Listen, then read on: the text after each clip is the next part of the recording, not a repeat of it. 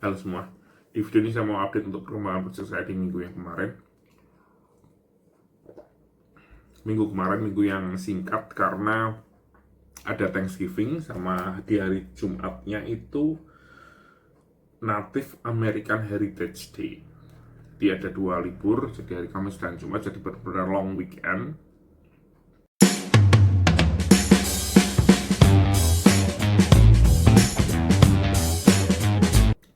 Kerja cuma hari Senin, Selasa, dan Rabu.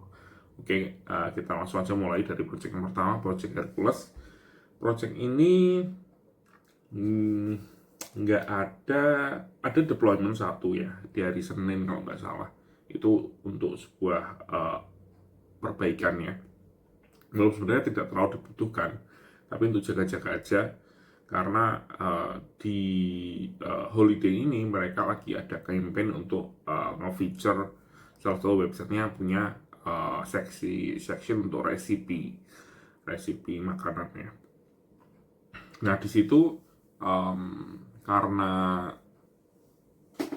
ada banyak resipi-resipi lama yang akan di-blast sama mereka, dipromosikan kontennya, jadi kita memastikan aja semuanya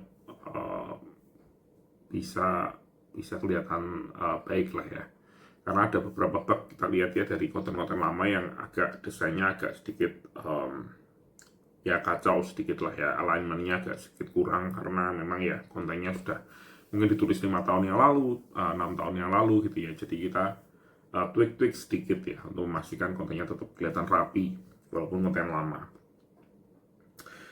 Selain itu di project Hercules itu nggak ada yang lainnya sih kayaknya. Saya ngupdatein WordPress untuk di area staging dulu ya, jadi ini baru dites oleh QA dari kita di minggu kemarin, jadi agak sedikit santai. Memang kita berusaha untuk nggak banyak deployment, walaupun ada satu deployment besar yang harusnya bisa saya lakukan, tapi kita cancel karena kan libur panjang ya, daripada nanti kita deploy terus ternyata ada masalah di deploymentnya atau fitur tersebut. Jadi ya lagian fitur itu juga nggak akan dipakai juga di selama liburan ini kan ya. Jadi ya untuk memastikan semuanya stabil, kita nggak deploy, dan deploy akan dilakukan minggu depannya. Untuk project yang kedua, project Ariel ini kita kan sudah code freeze ya. Kalau project Ariel itu memang hari utamanya liburannya itu memang dari di hari Thanksgiving ini ya. Jadi benar-benar trafficnya akan berlipat-lipat, dan memang tracknya banyak sekali. Jadi kita memang sudah nggak ada deployment, nggak ada code fixes, nggak ada lain sebagainya. Yang terjadi itu adalah ada fitur yang terganggu ya. Waktu saya coba itu kayak on off. Dia menggunakan Elasticsearch ya di websitenya itu, karena kontennya sangat besar sekali. Ketika saya coba untuk nge-search bisa berjalan dengan baik, tapi kalau saya nge-search berkali-kali dengan cepat itu hasilnya itu bisa tidak akurat gitu ya. Setelah kita debug kemarin, permasalahannya adalah karena ada banyak sekali request karena memang trafficnya memang naik mungkin 3-5 kali lipat dari biasanya, walaupun load balancingnya juga sudah berjalan dengan baik ya. Tapi kayaknya memang dari search-nya itu kan dia kan nge-request ke Elastic servernya itu timeout karena bebannya terlalu berat pada saat itu ya. Jadi ketika timeout ya requestnya jadi hasil pencariannya jadi kurang akurat atau ya tidak bagus lah hasilnya. Solusinya ya kita pakai Cloudflare ya, kita pakai under attack mode pertamanya, dan ternyata itu berhasil ya. Jadi memang benar-benar masalahnya ada di masalah load aja. Terus kita bikin beberapa rule khusus ya untuk memastikan untuk pencarian itu terlimit gitu.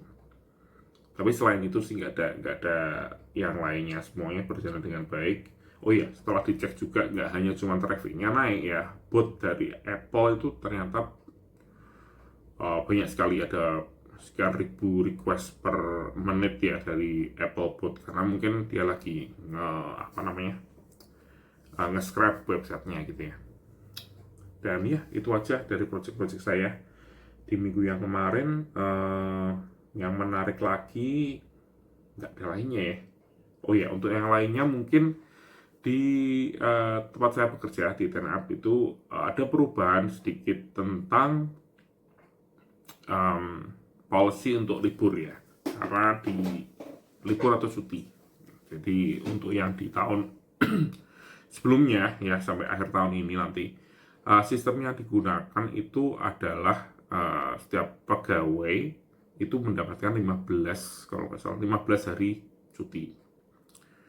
Ya tergantung full time atau tidak dan lain sebagainya, tapi kalau full time itu mendapatkan 15 hari cuti plus hari libur Amerika yang bisa kita switch. Dan itu ya berjalan dengan cukup baik ya. Mulai dengan tahun depan itu nggak ada lagi cuti, nggak ada kuota cuti lagi. Jadi kita boleh cuti kapan aja kalau memang butuh. Jadi bisa lebih, bisa kurang. Jadi sistemnya lebih fleksibel ya. Perbedaannya lagi dengan libur nasionalnya Amerika. Sebelum ini kan memang libur,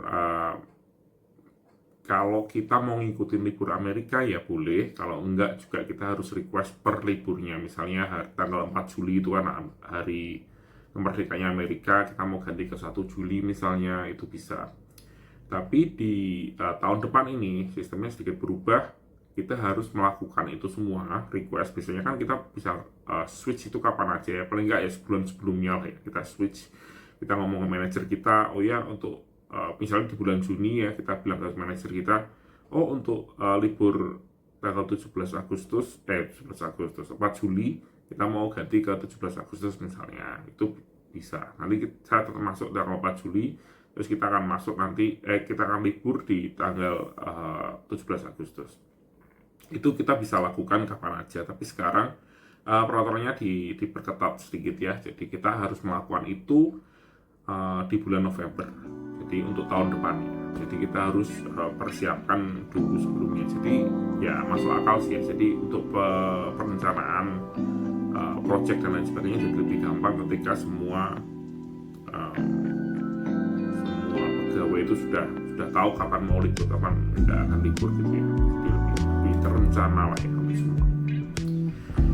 Oke, itu aja update dari saya. Terima kasih sudah menonton dan sampai jumpa di video selanjutnya.